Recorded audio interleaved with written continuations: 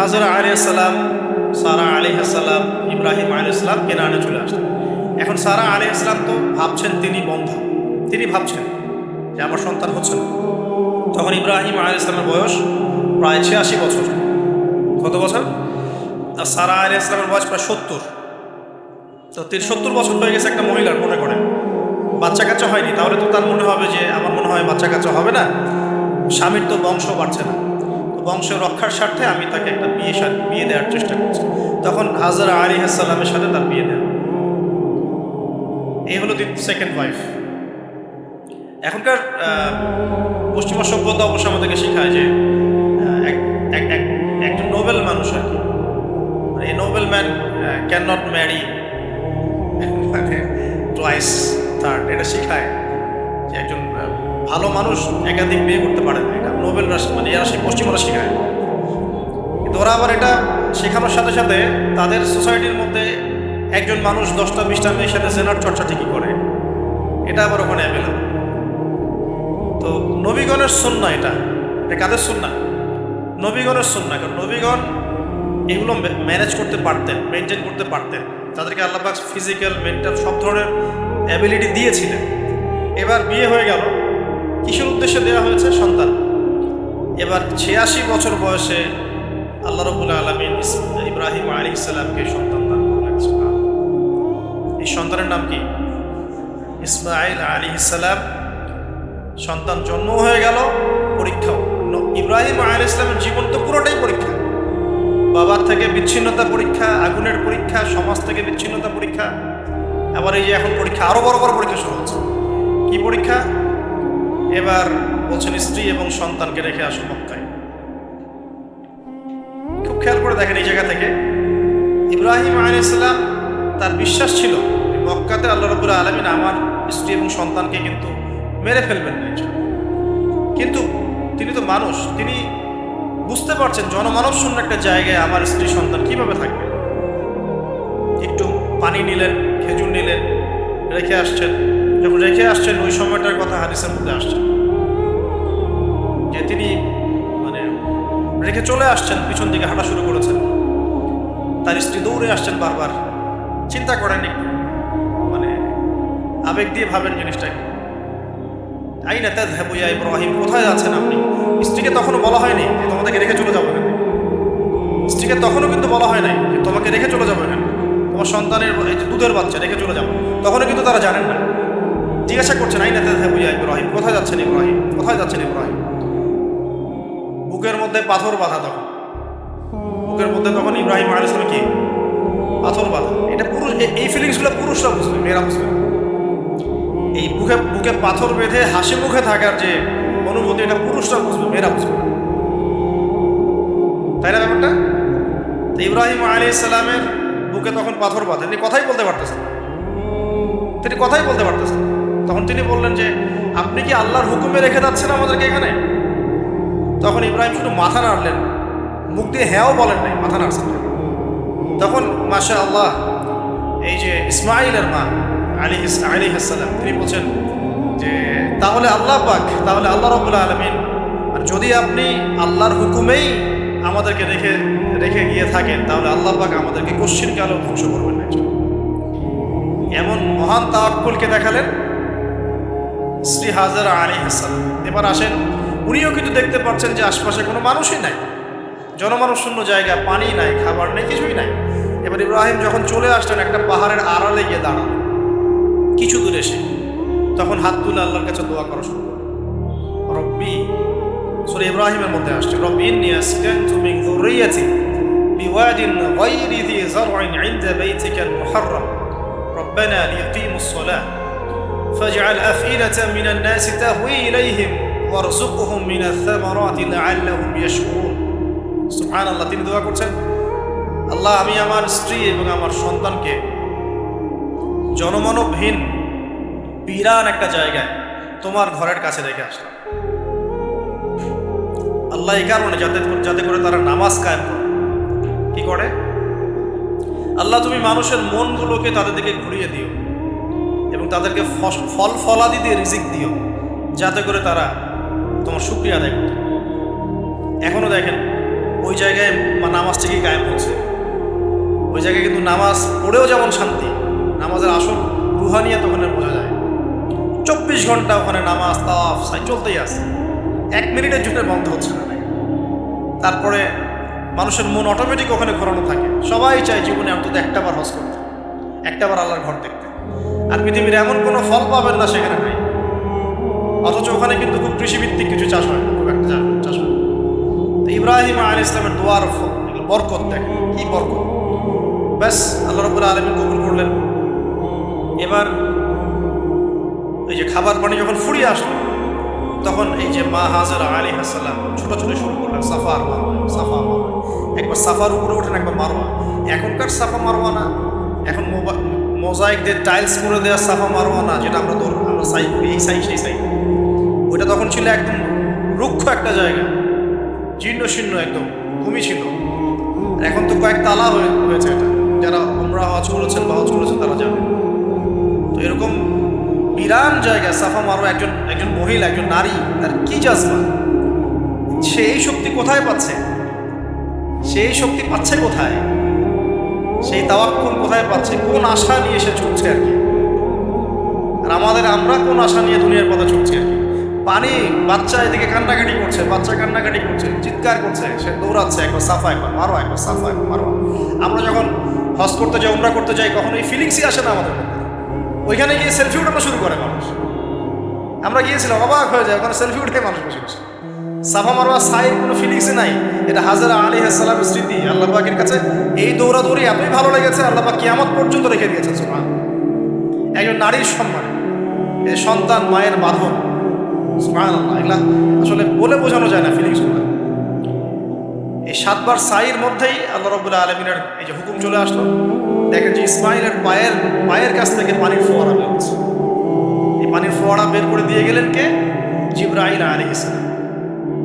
আর তিনি বলে গেলেন যে তোমরা কষ্ট নিও না, এখানে আল্লাহর ঘর হবে, এই ছেলে আর তার বাবা মিলে ঘর নির্মাণ করবে। এবার তিনি এই যে পানি, জামজাম কূপ তৈরি হয়ে গেল, পানি হলো, পানি দেখে পাখি আসলো। কি আসলো প্রথমে? পাখি কিন্তু পানি খোঁজে। এরপরে ওখানে ওই পাখিকে দেখে একদল মানুষ আসলো। এই মানুষগুলো ইয়েমেন থেকে আসছে, কোথেকে? এবং এই গোত্রই পরবর্তীতে আরবে বিস্তার লাভ করেছে। এই গোত্রের মেয়ের সাথে ইসমাইল আলাইহিস সালামের বিয়ে হয়েছে। পরবর্তীতে এই গোত্রর হাত ধরে কুরাইশ বংশ হয়েছে, এবং এই কুরাইশ বংশে আমাদের শ্রেষ্ঠ মুহাম্মদ সাল্লাল্লাহু আলাইহি ওয়াসাল্লামের জন্ম হয়েছে। বুঝতে পারলেন? এই হলো ইতিহাস। তো তারা পানি চেয়েছিল, তো হাজরা আলাইহিস সালাম বলেছিলেন যে পানি দিতে পারে এক শর্তে, এখানে বসতি স্থাপন করতে হবে। ওরা তো আরো ভালো, বসতি স্থাপন করবো, পানিও পাবো, সব তো আরো ভালো হবে। এখানে ইসমাইল আলাইহিস সালাম বড় হন, পরবর্তীতে এখানকারই এক মেয়েকে তিনি বিয়ে করেন, নারীকে বিয়ে করেন। তার বংশতে আসে মুহাম্মদ, তার বংশতে আস্তে আস্তে যে কুরাইশ, বনু হাশিম, বনু মাখজুম, এগুলো হতে হতে হতে মুহাম্মদ সাল্লাল্লাহু আলাইহি ওয়াসাল্লাম কুরাইশ বংশে জন্ম নেন। তাহলে আমাদের নবীর পিতা কে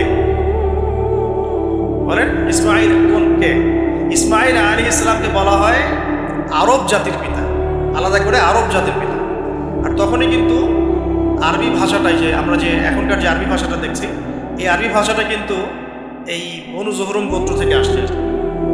বুঝতে পারছেন? এই গোত্রের ভাষা ছিল এই ক্লাসিক্যাল আরবি ভাষা, আমরা যে আরবিটা এখন চর্চা করি। তো এবার ইসমাইল আলাইহিস সালামের বয়স যখন এবার আবার একটু বড় হলো, বেশি হলো, 10 থেকে 13 বছর, তখন আরেকটা পরীক্ষা। এর মাঝে মাঝে বাবা আসেন, দেখেন যান, দেখেন যান। এখন শেষ বয়সে যারা সন্তান পেয়েছেন তারা এই জিনিসগুলো বোঝেন। আমরা যারা বিয়ে শাদী করি নাই, সন্তান হয় নাই, আমরা আসলে এগুলো পড়ি, বুঝতে পারি। কারো যদি সন্তান মারা গিয়ে থাকে, তাকে দাফন করে থাকেন, তারাই ফিলিংসগুলো বোঝেন, বুঝবেন। কিন্তু যারা সন্তানের বাবা হই নাই, আমরা আনম্যারিড, অ্যাডাল্ট হইনি, আমরা এগুলো বুঝি, আমরা এগুলো পড়ি, আমরা এগুলো রিডিং করতে পারি। ঠিক আছে? জীবনে নিজের সাথে একটা কিছু হয়ে গেলে সেটার অভিজ্ঞতা আমরা যেভাবে বুঝি, না হলে তো আমরা বুঝি না। এখন শেষ বয়সে সারা জীবন দোয়া করার পরে শেষ বয়সে গিয়ে আল্লাহ পাক একটা বাচ্চা দিলেন, ইসমাইল আলাইহিস সালাম। তাকে আবার রেখে আসতে বললেন দূরে। এই বাচ্চা আবার একটু বড় হয়েছে, মাঝে মাঝে দেখা হয়, যাওয়া আসা হয়। এই বাচ্চার বয়স হয়েছে এখন 10 থেকে 13 বছর। আল্লাহ পাক বলছেন একে জবাহ করতে হবে, কুরবানি করতে হবে। ইব্রাহিমের জীবনের পরীক্ষাগুলো দেখেন। এবার এই স্মৃতি তো সামনে আসছে আমাদের। এই যে আমরা সাইয়ের কথা বললাম, এটা আমাদের হাজিদের স্মৃতি। এই কাজ করবেন তারা সামনে। আমরা যে কাবা ঘরের কথা বলছি, এখন তারা সেখানে আছে। আমরা এখানে নামাজের কথা বলছি, তারা সেখানে নামাজ পড়ছে। এই জিনিসগুলো না জেনে, না পড়ে, না বুঝে হজ উমরা করতে গেলে স্বাদ পাবেন না, টেস্টটা পাবেন না। এখানে বয়স হলো 13 বছর, 15 বছর, কুরবানি করতে বলেন। কুরবানি যে আমরা করি, গরু ছাগল কুরবানি দেই, আমরা তো ফিলিংসই বুঝি না যে আসলে আমরা কি করতেছি, কেন করছি, কার স্মৃতিতে করছি, না করলে কি হতো। তো এটা নিয়ে তো এই যে একটু আগে এক ভাই বলে গেলেন যে এগুলো নিয়ে যে বিভিন্ন মহলে অনেক সমালোচনা, পশু কুরবানি, অমানবিক, এই সেই, এগুলো তো চিন্তারই জায়গা নাই। এগুলো চিন্তার তো জায়গাই নাই আমাদের কাছে। কারণ এখানে সবচেয়ে বড় কথা ছিল নিজের জীবন কুরবানি করা, নিজের জীবনটা কুরবানি করা। নিজের জীবন না আছে, আল্লাহ আমার কাছে একটা খাসি চেয়েছেন, একটা গরু চেয়েছেন, একটা বাহিমাতুল আনআম চেয়েছেন। এখানে তো আমার নিজের জীবনটাই দেওয়ার কথা ছিল। ওটা না নিয়ে আল্লাহ পাক বলেছেন যে বাহিমাতুল আনআম একটা দিলেই হবে। তোমার কাছে ওটার গোশতও চাই না, চামড়াও চাই না, কিছুই চাই না, তাকওয়াটুকু চাই। তাতেই এত কথা। এটা দামি বা কত? 10-15 হাজার, একটা গরুর 50,000, 60,000, 1 লাখ টাকা। 1 লাখ টাকাকে আপনি সন্তানের মূল্য দিয়ে হিসাব করতে পারবেন? তো এখানে মূল জিনিসটাই হচ্ছে আল্লাহ পাকের হুকুম। আল্লাহ পাকের হুকুমই সবচেয়ে বড় কথা। আল্লাহ পাকের হুকুমের ফলেই নেকি হয়, অন্য কোনো কাজে নেকি। আল্লাহ পাক হুকুম দিয়েছেন বলেই। একটা এক্সাম্পল দিয়ে যার সামনে যাও। হাজিরা মিনায় রাত কাটাবে না? মিনায় এমনিতে হারাম শরীফে নামাজ পড়লে কত নেকি হয়? 1 রাকাত নামাজ পড়লে 1 লক্ষ নেকি, মানে 1 ওয়াক্ত নামাজ পড়লে 1 লক্ষ ওয়াক্তের নেকি। হারামের কথা বলছি, কাবার কথা বলছি। আর মদিনায় তো 1000। তো কাবা ঘরে নামাজ পড়লে এত নেকি হয়। আল্লাহ রাব্বুল আলামিন এখান থেকে হাজিদেরকে বলেছেন যে মিনায় গিয়ে রাত কাটাতে হবে। এখানে হুকুমটা কি মিনায় গিয়ে রাত কাটাতে হবে? এটা হজের একটা কাজের মধ্যে অন্তর্ভুক্ত। মিনায় গিয়ে রাত কাটাতে হবে। আর কেউ যদি মনে করে যে মিনায় গিয়ে তো নামাজ পড়লে তো 1 লক্ষ রাকাত নেকি নেয়, হারাম শরীফে নামাজ পড়লে 1 ওয়াক্ত পড়লে 1 লক্ষ ওয়াক্তের নেকি হয়, তা আমি হারামেই থেকে যাই, মিনায় যাব, ও কি নেকি পাবে না? আর হজই হবে না। এখানে নেকিটা বড় কথা না, বড় কথাটা কি? আল্লাহর হুকুম। আল্লাহ পাকের হুকুমের পিছনে কি নেকি আছে এটা আমি সংখ্যা দিয়ে কাউন্ট করতে পারবো না। আল্লাহ পাক হুকুম দিয়েছেন মানে সেখানে ইনফিনিটিভ নেকি আছে। ওটা 1 লক্ষ, 2 লক্ষ, 5 লক্ষ দিয়ে হিসাব করা যাবে। এখানে কেন কুরবানি করছি? আল্লাহর হুকুম। যুক্তি বিজ্ঞান দর্শন খোঁজার দরকার নেই। তো এবার আল্লাহ রাব্বুল আলামিন কিভাবে বলছেন কোরআনে? আল্লাহ পাক বলছেন, ইব্রাহিম আলাইহিস সালাম বলেন, ইন্নী যাহিবুন ইলা রাব্বি সাইয়াহদিন, আমি চললাম আমার রবের পথে, তিনি আমাকে পথ দেখাবেন। এই আয়াতটা খুবই মনে শান্তিদায়ক আয়াত। জীবনে অনেক কিছু হয়ে যাবে, কিন্তু এই আয়াতটা যদি তেলাওয়াত করতে পারেন ভিতরে ভিতরে, আল্লাহকে পাবেন। ইন্নী যাহিবুন ইলা রাব্বি সাইয়াহদিন, আমি ছুটলাম, আমি চললাম আমার রবের দিকে, তিনি আমাকে পথ দেখাবেন। রব্বি হাবলি মিনাস সালিহিন, আল্লাহ আমাকে সুসন্তান দান, সালেহীন সন্তান দান। ফাবাশশারনাহু বিগুলামিন হালিম, আল্লাহ বলছেন আমি তাকে সহনশীল সন্তান দান করব, সহনশীল সন্তান দান করব। এবার ফালাম্মা বালাগা মাআহু সা'য়া, এবার যখন বাচ্চাটা বাবার সাথে দৌড়াদৌড়ি করা শিখলো, মানে এই যে 10, 12, 14 বছর বয়স, এই সময় বাচ্চাগুলো আরো বেশি আকর্ষণীয় হয়। শেষ বয়সের বাচ্চা, এত দোয়া করার পরে একটাই বাচ্চা, একটাই ছেলে, শেষ বয়সে কেবল বড় হচ্ছে, বাবার সাথে মানে দৌড়াদৌড়ি করতে শিখছে, সন্তানের প্রতি বাবার ভালোবাসা আরো গাঢ় হচ্ছে। আল্লাহ পাক তখনই পরীক্ষা নিলেন, যাতে দেখতে চান আল্লাহ পাক আমার ভালোবাসা বেশি না তোমার সন্তানের প্রতি ভালোবাসা বেশি। সন্তানকে পেয়ে আবার আমাকে বলে যাওনি তো? সুবহানাল্লাহ, সুবহানাল্লাহ।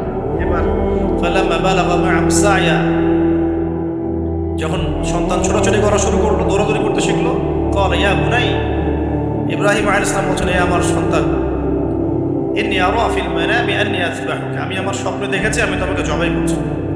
এই কথাটা কিন্তু তিনি গিয়েই তাকে বলেন নাই, তিনি সন্তানকে নিয়ে হাঁটছেন হাঁটছেন হাঁটছেন, কাবাঘর থেকে প্রায় 8 কিলোমিটার দূরে চলে গেছে, যেখানে কুরবানি করি মিনা প্রান্ত, 8 কিলোমিটার দূরে চলে গেছে।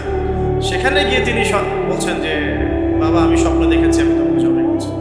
আগে কিন্তু বলেন নাই, আমি স্বপ্নে দেখেছি তোমাকে জবাই করছি, চলো আমার সাথে। জেনে ইসমাইল আলাইহিস সালাম জেনে শুনে যাননি ওখানে যে আমাকে ওখানে গিয়ে জবাই করবে আব্বা, ব্যাটে পিটবে। তিনি আগে জানতেন না, ইসমাইলও আগে জানতেন। যখন তাকে নিয়ে গেছেন ওই স্পটে নিয়ে গেছেন যেখানে জবাই করবেন না মনস্থ করেছেন, ওইখানে গিয়ে তিনি বলছেন যে ইন্নী আরা ফিল মানামি আন্নী আযবাহ, বাবা আমি স্বপ্ন দেখেছি আমি তোমাকে জবাই করছি। ফানজুর মাযা তারা, তোমার রায় কি আমাকে বলো, তুমি কি ভাবছো আমাকে বলো। যেমন বাবা তেমন সন্তানের চেয়ে এখানে বড় কথা হবে, যেমন মা তেমন সন্তান। মা বলেছিল এক সময় আপনি কোথাও যাচ্ছেন আমাদেরকে ছেড়ে, তাই না, মনে আছে? ও আচ্ছা, আল্লাহ আদেশ করেছেন, তাহলে আল্লাহ আমাদেরকে ধ্বংস করবেন না। ঠিক ওই রকম মায়ের গর্ভ থেকে এই সন্তান যে বলছে যে ইয়া বাতি, হে আমার আব্বা, ইফআল মা তুমার, আপনি করেন, আপনাকে যে আদেশ করেছে আল্লাহ পাক আপনি সেটাই করেন। সাতাজিদুনি ইনশাআল্লাহু মিনাস সাবিরিন, ইনশাআল্লাহ আপনি আমাকে ধৈর্যশীল পাবেন। একটা ছেলে আমাকে দেখেনি এই জেনারেশনে, একটা ছেলে যে এইভাবে আল্লাহর জন্য জীবন দেওয়ার জন্য প্রস্তুত আছে। দেওয়ার দরকার নেই, আল্লাহর জন্য জাস্ট 5 ওয়াক্ত নামাজটা পড়ো, আল্লাহর জন্য 5 ওয়াক্ত নামাজ পড়ো, ফজর সহ আল্লাহর জন্য রেগুলার তাহাজ্জুদ পড়ো। জীবন দেওয়া বহুত দূরের কথা, এটা হাইয়েস্ট লেভেল, এটা আমি বলতে চাচ্ছি। আল্লাহর জন্যে কোরআনটা হিফজ করেছে, একটা পড়া হিফজ করেছে, বা অ্যাটলিস্ট আল্লাহর জন্য কোরআন তেলাওয়াত করা শিখেছে, জাস্ট রিসাইট করা শিখেছে।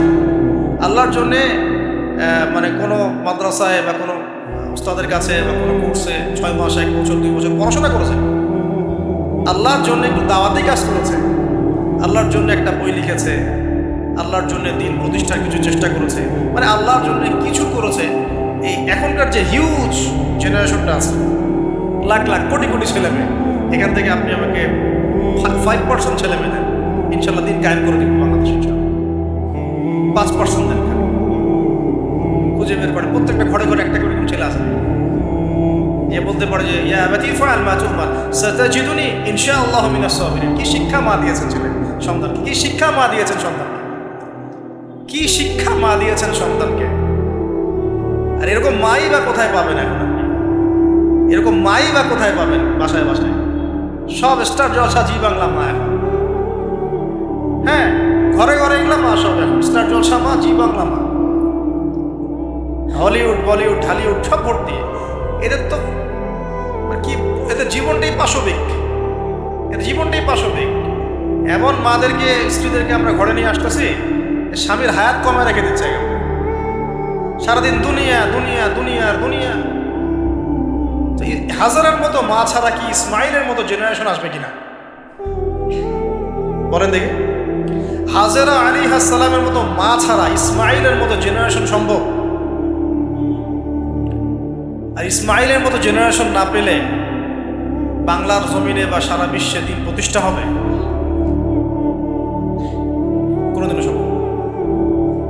তো ইসমাইল আলাইহিস সালামের এই কথার পরে, এই কথা যখন বাস বাবা তো এখন বুঝে ফেললেন যে আমার ছেলে তো যেই সেই ছিলেন, সে আবার ইনশাআল্লাহ বলেছে, ইনশাআল্লাহ ফালাম্মা আসলামা ওয়া তাল্লাহু লিল জামিন। আল্লাহ পাক এত চমৎকার করে কোরআনের মধ্যে মানে আয়াতগুলোকে নিয়ে এসেছেন, বালাগাত এত উঁচু মানের। ফালাম্মা আসলামা, যখন তারা দুজনে আত্মসমর্পণ করল। কিসের সামনে আত্মসমর্পণ করলো? আল্লাহর হুকুমের সামনে আত্মসমর্পণ। এটাই ইসলাম। ইসলাম মানে কি?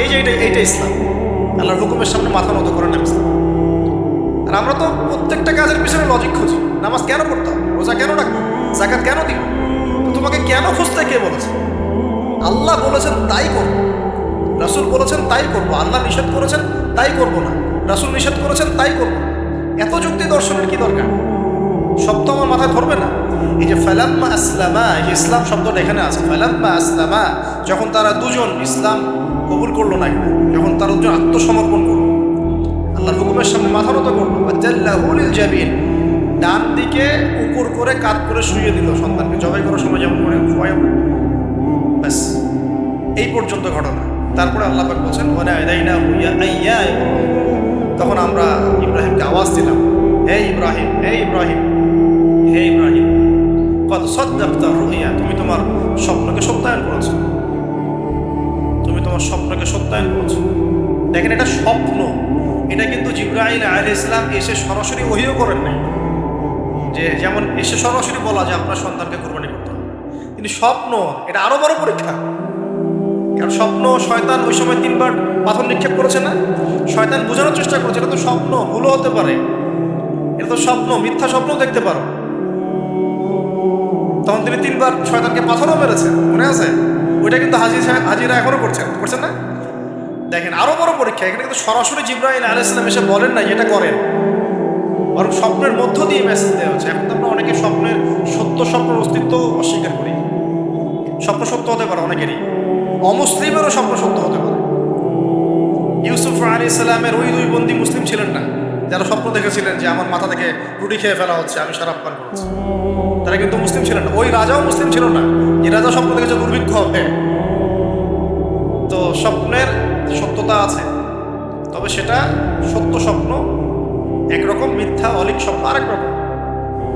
আর নবীগণের স্বপ্ন কি হয়? ওহী হয়। নবীগণের স্বপ্ন এক প্রকার, ওহী হয়। এবার যখন পাশ ফিরিয়ে দিলেন, আল্লাহ পাক ডাকলেন, ফানাদাইনাহু ইয়া ইব্রাহিম ক্বাদ সাদ্দাকতা রুয়া, আপনি আপনার স্বপ্নকে সত্যায়ন করেছেন। ক্বাদ সাদ্দাকতা রুয়া, এটা ছিল আল্লাহর পক্ষ থেকে একটা বড় পরীক্ষা। ওয়াফাদাইনাহু বিযিবহিন আযীম, এখানে আসে এটা, ওয়াফাদাইনাহু বিযিবহিন আযীম। এরপর আল্লাহ পাক সেখানে একটা মহান কুরবানি দিলেন, এই যে আমাদের কুরবানির সুন্নাত। ওয়া তারাকনাহু লিল আখিরিন, এবং পরবর্তীদের জন্য এই সুন্নতটাকে আমি রেখে দিলাম। সুবহানাল্লাহ, মানে কিয়ামত পর্যন্ত এখন এই সুন্নাত থাকবে ইনশাআল্লাহ। ক্বাদ সাদ্দাকতা রুয়া ইন্না কাযালিকা নাজজিল মুহসিনিন ইন্না হাযা লাহুয়াল বালাউল মুবিন وفديناه بذبح عظيم وتركناه للآخرين سلام على إبراهيم। এবার শেষে আসছে ইব্রাহিম আলাইহিস সালামের প্রতি শান্তি বর্ষণ, সালামুন আলা ইব্রাহিম। আমরা বলি সালামুন আলা ইব্রাহিম আলাইহিস সালাম। এবার পরীক্ষায় পাশ, আল্লাহ রাব্বুল আলামিন সব পরীক্ষায় যখন ইব্রাহিম আলাইহিস সালাম পাশ করে গেলেন, তখন তাকে জাতির পিতা ঘোষণা করলেন। মনে আছে?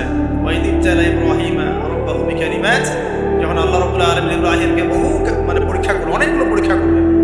যখন ফালাম্মা আতাম্মাহুন্না, যখন তিনি পরীক্ষায় উত্তীর্ণ হয়ে গেলেন, তখন আল্লাহ পাক বলেন, ইন্নী জাইলুকা লিন-নাসি ইমাম, আমি তোমাকে পুরো মানব জাতির ইমাম বানিয়ে দিলাম। এখান থেকেই আমরা বলছি যে তিনি হচ্ছেন পুরো মুসলিম উম্মার কি জাতির পিতা। এবার আসেন পরীক্ষা শেষ, পুরস্কার লাগবে। পুরস্কার কি? পুরস্কার হচ্ছে এখন ছেলে আর বাবা মিলে এখন কাবা ঘর বানাবো। সুবহানাল্লাহ, কত বড় সম্মান! আল্লাহ পাকের ঘর নির্মাণ করা বাবা ছেলে, বাস ছেলে বাবা মিলে কাবা ঘর নির্মাণ করছে। দেখেন এই স্মৃতিটাও কত মধুর, ছেলে বাবা মিলে কাবা ঘর নির্মাণ করছে। হ্যাঁ, ওয়াতাহির বাইতিয়া লিত-তায়িফিনা ওয়াল-আকিফিনা ওয়া রুকআইস সুজুদ, আমার এই ঘরটাকে কি করো? পবিত্র রাখো তাওয়াফকারীর জন্য, ইতিকাফকারীর জন্য, নামাজ পড়বে যারা। এখনো সেটা চলছে, কিন্তু এখনো চলছে। এরপরে বানানো শেষ, তখন দুজনে দোয়া করছেন, দুইটা দোয়া, রব্বানা তাকাব্বাল মিন্না ইন্নাকা আনতাস সামিউল আলিম। এটা আমরাও দোয়া করি, রব্বানা তাকাব্বাল মিন্না ইন্নাকা আনতাস সামিউল আলিম ওয়া তুব আলাইনা ইন্নাকা আনতাত তাওয়াবুর রহিম। এটা একটা দোয়া করছেন। রব্বানা ওয়াবআথ ফীহিম রাসূলান ইয়াতলু আলাইহিম আয়াতিক ওয়া ইউআল্লিমুহুমুল কিতাবা ওয়াল হিকমা ওয়া ইউযাক্কিহিম ইন্নাকা আনতাল আজিজুল হাকীম। এই দুটো দোয়া তিনি করেছেন। তো দোয়া শেষ, কাবা ঘর নির্মাণ করা শেষ। ইব্রাহিম আলাইহিস সালাম 200 বছর বেঁচে ছিলেন, বলা হয় তিনি 200 বছর বেঁচে ছিলেন। এরপরে তিনি যখন ফিরে গেছেন কেনানে, তখন গিয়ে শুনেছেন তার এই স্ত্রী সারা আলাইহিস সালামও গর্ভবতী হয়েছেন, এবং তিনি অবাক হয়েছিলেন যে এই বয়সে গর্ভবতী কিভাবে। সূরা হিজরের মধ্যে ঘটনাটা আছে যে 2-3 জন ফেরেশতা এসেছেন বাসায় মানুষের রূপ ধরে। তাফসীরে দেখেছি তাদের নাম, একজন জিবরাইল, একজন মিকাইল, একজন ইসরাফিল আলাইহিস সালাম। 3জন এসেছেন মানুষের রূপ ধরে, এবং ইব্রাহিম আলাইহিস সালাম বাছুর ভুনা করে দিয়েছেন খেতে। ইব্রাহিম আলাইহিস সালামকে কিন্তু এই জন্য বলা হয় মেহমানদের পিতা, মেহমানদেরও পিতা বলা হয়। খুবই মেহমানদারি করতেন তিনি, খুব বেশি মেহমানদারি করতেন। আরবে এই ট্রেডিশনটা এখনো আছে, মেহমানদারি করার ট্রেডিশনটা এখনো আছে। তো তারা হাত বাড়িয়ে খাচ্ছে না, এটা দেখে তিনি ভয় পেলেন।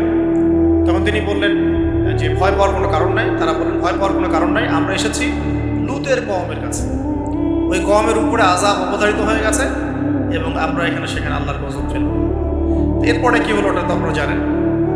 এখানে সুসংবাদ দিয়েছিলেন যে আপনার স্ত্রী সারা তিনি সন্তান জন্ম দিবেন ইনশাআল্লাহ। সারা আলাইহিস সালাম থেকে অবাক হয়েছে যে এই বয়সে কীভাবে। তখন তারা বলেছেন আল্লাহর রহমত থেকে কি আপনি অবাক হচ্ছেন? তার গর্ভে এরপরে জন্ম নিল ইসহাক আলাইহিস সালাম। ইসহাক আলাইহিস সালামের পরে আসছে ইয়াকুব আলাইহিস সালাম। তারপরে ইয়াকুব আলাইহিস সালামের আরেকটা নাম হচ্ছে ইসরাইল, তার নামে পুরো কওমের নাম বনু ইসরাইল। তারপরে ইউসুফ, ইউনুস, এই যে এইভাবে ট্রেন চলতে থাকে। বলা হয় যে 1,24,000 নবী রসুলের মধ্যে, বলা হয় 1,24,000 নবী রসুলের মধ্যে বেশিরভাগ নবী এই বংশে এসেছে। তারা দেখেন যে নারীর সন্তান হচ্ছিল না দীর্ঘদিন ধরে, সেই নারী হয়ে গেলেন নবীগণের মা। সেই নারী হয়ে গেলেন কে? আল্লাহ পাকের রহমত। তাহলে তাদের পরিবারে কত পরীক্ষা, কত ট্র্যাজেডি, কত রহমত, কত আল্লাহ পাকের মারেফত, অলৌকিকতা, এই সব কিছু মিলিয়ে হচ্ছে আমাদের এই যে আপনার জিলহজের 10 দিন, কুরবানি, আমাদের হজ, আমাদের ওমরা, আমাদের তাওয়াফ, আমাদের সাই, আমাদের কুরবানি, যে আমাদের পাথর নিক্ষেপ করা, এই পুরো বিষয়গুলো ইব্রাহিম আলাইহিস সালামের এই মহান জীবনের সাথে সম্পৃক্ত আছে। তো আমরা এই জীবন থেকে যে শিক্ষাগুলো পাইলাম, এই শিক্ষাগুলোর পয়েন্টসগুলো একটুখানি খেয়াল করি। 1 নম্বর, ইব্রাহিম আলাইহিস সালামের জীবন থেকে শিক্ষা পেলাম আত্মসমর্পণের। 1 নম্বর শিক্ষা কি ভাই? আত্মসমর্পণ। মানে জীবনের যেখানেই আল্লাহ পাকের যে হুকুম আসবে মাথা পেতে নিতে হবে, কোনো প্রশ্ন করা যাবে না, কোনো প্রশ্ন করা যাবে না, কোনো যুক্তি, বিজ্ঞান, দর্শনও খোঁজার দরকার নেই। হ্যাঁ থাকতে পারে, কিন্তু আমি সেটার জ্ঞান নাও রাখতে পারি। যুক্তি থাকতে পারে, বিজ্ঞান থাকতে পারে, দর্শন থাকতেও পারে, এটা কিছু কিছু আমার বুঝে আসতেও পারে, আবার এমন হতে পারে বেশিরভাগই আমি বুঝতে পারছি। তারপরেও আমাকে আত্মসমর্পণ করতেই হবে, এর নাম হলো ইসলাম। এটা হলো প্রথম কথা। দ্বিতীয় হচ্ছে যে যারা এরকম করে আত্মসমর্পণ করবে তাদেরকে তাওহীদপন্থী হতে হবে। ইব্রাহিম আলাইহিস সালামের পুরো এই লাইফ হিস্ট্রিটার মধ্যে আছে তাওহীদ, তাওহীদ আর তাওহীদ, একত্ববাদ, একত্ববাদ, একত্ববাদ। আল্লাহ রাব্বুল আলামিনের একত্ববাদ শিখুন, কিতাবুত তাওহীদ এই টাইপের বইগুলো পড়ুন, শিরক থেকে দূরে থাকুন। ইনশাআল্লাহ যে ব্যক্তি শিরক থেকে দূরে থাকবে, তাওহীদপন্থী হবে, সে মৃত্যুবরণ করলে জান্নাতে যাবে। মান মাতা লা ইউশরিক বিল্লাহি শাইআ দাখালাল জান্নাহ। যে ব্যক্তি মৃত্যুবরণ করবে এমন অবস্থায় যে আল্লাহর সাথে শরীক করে নাই, সে জান্নাতে যাবে। তো ইব্রাহিমের চেতনা আমাদেরকে শেখায় তাওহীদ। ইব্রাহিমের চেতনা আমাদেরকে শেখায় আত্মসমর্পণ, ইসলাম, আত্মসমর্পণ এবং তাওহীদ। আরও শেখায় আল্লাহর প্রতি তাওয়াক্কুল। আল্লাহর প্রতি কি? তাওয়াক্কুল, ভরসা করা। কিভাবে তারা ভরসা করেছে, তাওয়াক্কুল করেছেন? সবসময় বলেছেন হাসবি আল্লাহ ওয়া নি'মাল ওয়াকিল, হাসবি আল্লাহ ওয়া নি'মাল। বলা হয় যে এই কালিমাটাও যদি সকাল সন্ধ্যায় কেউ 7 বার করে পড়ে, হাসবি আল্লাহু লা ইলাহা ইল্লা হু আলাইহি তাওয়াক্কালতু ওয়া হুয়া রাব্বুল আরশিল আযীম, এই দোয়াটাও যদি সকাল সন্ধ্যায় কেউ 7 বার করে পড়ে, দুনিয়া আখিরাতের যে কোনো প্রয়োজন আল্লাহ পূরণ করে দিবেন। এটাও সূরা তাওবার মধ্যে আছে, ঠিক আছে? তারপরে 4 নম্বর হচ্ছে যে জ্ঞানতাত্ত্বিক যুদ্ধ। মানে ইব্রাহিম আলাইহিস সালাম কিন্তু হাত দিয়ে যুদ্ধ করেন নাই, কিন্তু জ্ঞানতাত্ত্বিক দর্শন দিয়ে, জ্ঞান দিয়ে তিনি কিন্তু সারা জীবন ধরেই যুদ্ধ করে গেছেন মানে বাতিল পন্থীদের সাথে। আপনারা শুরুতে দেখলেন একটা একটা করে। 5 নম্বর হচ্ছে যে তার জীবনে হিজরতের ঘটনা ছিল। তাকে পরিবার থেকে বাধা পেতে হয়েছে, সমাজ থেকে বাধা পেতে হয়েছে, তাকে ধর্মনেতারা চ্যালেঞ্জ করেছে, এমনকি নমরুদের অগ্নি পরীক্ষাতেও পড়তে হয়েছে, তারপরে তাকে হিজরত করতে হয়েছে। এই প্রত্যেকটা সুন্নত আমাদের নবী সাল্লাল্লাহু আলাইহি ওয়াসাল্লামের জীবনেও হয়েছে। তাকেও পরিবার থেকে বাধা দেওয়া হয়েছে, সমাজ বাধা দিয়েছে, তাকে ধর্মনেতারা বাধা দিয়েছে এবং তাকেও দেশ ছাড়া করা হয়েছে। 5 নম্বর, নেককার স্ত্রীর ভূমিকা।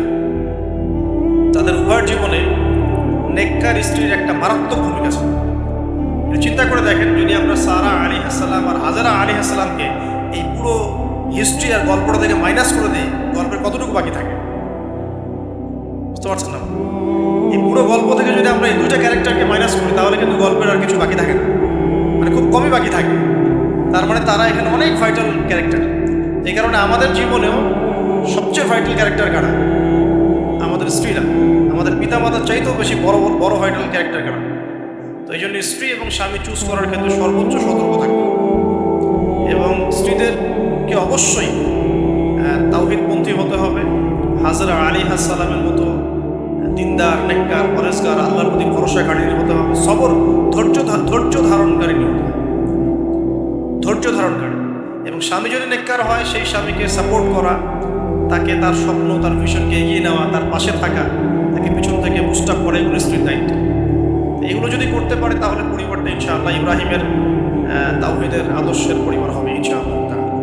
ওই পরিবারের কর্তাই হবে ইব্রাহিম, আর ওই পরিবারের স্ত্রী হবে হাজেরা, সারার মতো ইনশাআল্লাহ। তখন ওই পরিবার থেকে ইসমাইলের মতো সন্তান প্রডিউসড হবে ইনশাআল্লাহ।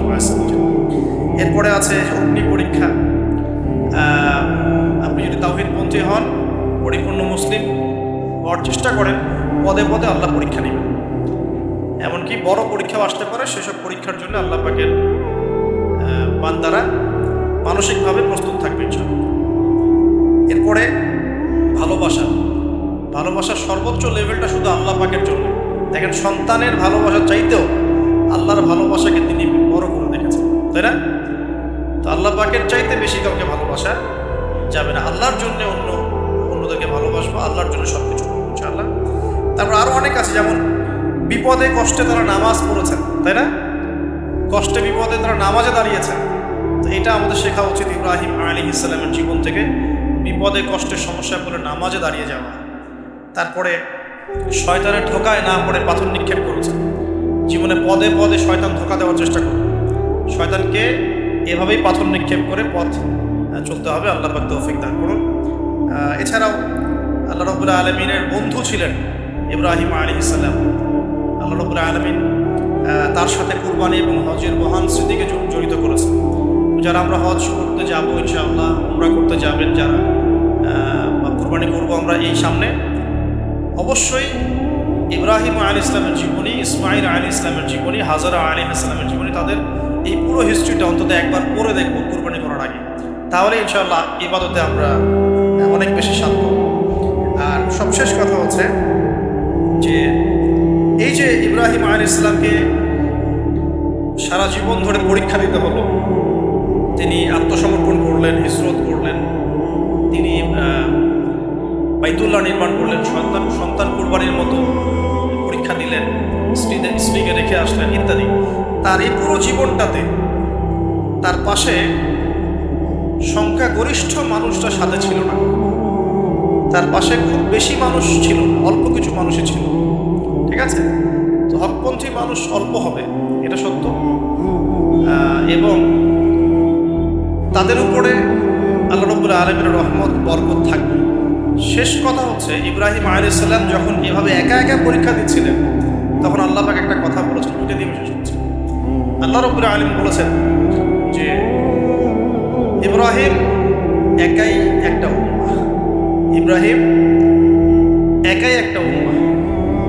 তো যদি আপনি একাই হকপন্থী হন, আল্লাহ পাকের কাছে আপনি পুরো একটা উম্মার সমান গুরুত্ব রাখবেন ইনশাআল্লাহ। তো আল্লাহ পাক আমাদের সবাইকে তাওহীদ শেখার তৌফিক দান করুন এবং পরিপূর্ণ ইসলাম পালন করার তৌফিক দান করুন।